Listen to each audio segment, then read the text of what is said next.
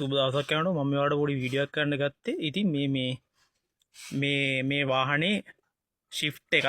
ඉතින් මේ ෂිෆ්ට් එකට මේ වාහනේ කස්ටමර් මෙන්න මේ මොඩල් එකේ මෙන්න මේ මොඩල් එකේ රිමෝට් ස්ටාර්ට් කිට් එකක් එවලා තිබ්බා. මේ සෙන්ට්‍රල් ලොක් සිස්ටම් එක. ඉතින් මේ කී එක හයි කරලා වුණා කිව්වා ඔරිජිනල් විදියට පිළියකට මේ වාහනේට මේ හයි කරලා වුණා කිව්වා. මම දැන් මේ වාහනේ තාම මේක හයි කරලා ඉවර නැහැ. මේක ටෙස්ට් කරන ගමන් තියෙන්නේ. ඉතින් මම මේක මේ නිකන් දාලා බැලුවා. මේකේ ඇත්තටම මේ මොඩල් එකේ කිට් එක මාර හොඳ කිට් එකක්. මේකේ මේ ඉමොබිලයිසර් හිටන් තියෙනවා. ඒ වගේම මේ කී එක නැති වුණොත් මේ කී එකක් ඒ කම්පැනි හරහාම ගෙන්නගෙන මේක ප්‍රෝග්‍රෑම් කරන්න පුළුවන්. ඉතින් ඔයාලට මම පෙන්නන්නම් මේ රිමෝට් එක කොහොමද ස්ටාර්ට් එක වැඩ ගන්න කියලා.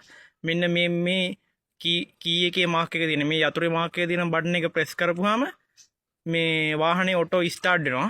ඔයාලට බලා ගන්න පුළුවන් ටිකක් වෙලා ගිහිල්ලා වාහනේ ස්ටාර්ට් වෙනවා. දැන් උන් වාහනේ ස්ටාර්ට් වුණා. දැන් මේ බටන් එක මෙහෙම ප්‍රෙස් කරපුවාම වාහනේ ඔටෝ ඔෆ් වෙනවා. ඔන්න ආයෙත් මම ඒක කී එක ප්‍රෙස් කරපුවාම මේ වාහනේ ස්ටාර්ට් වෙනවා. මේක ඔබාගෙන ඉන්න ඕන. ඔබාගෙන හිටපුවාම තමයි මේක ස්ටාර්ට් වෙන්නේ. මේ කී බටන් එක ප්‍රෙස් කරගෙන ටිකක් වෙලා ඉන්න ඕන. එතකොට තමයි මේක වාහනේ ස්ටාර්ට් වෙන්නේ ඔටෝ.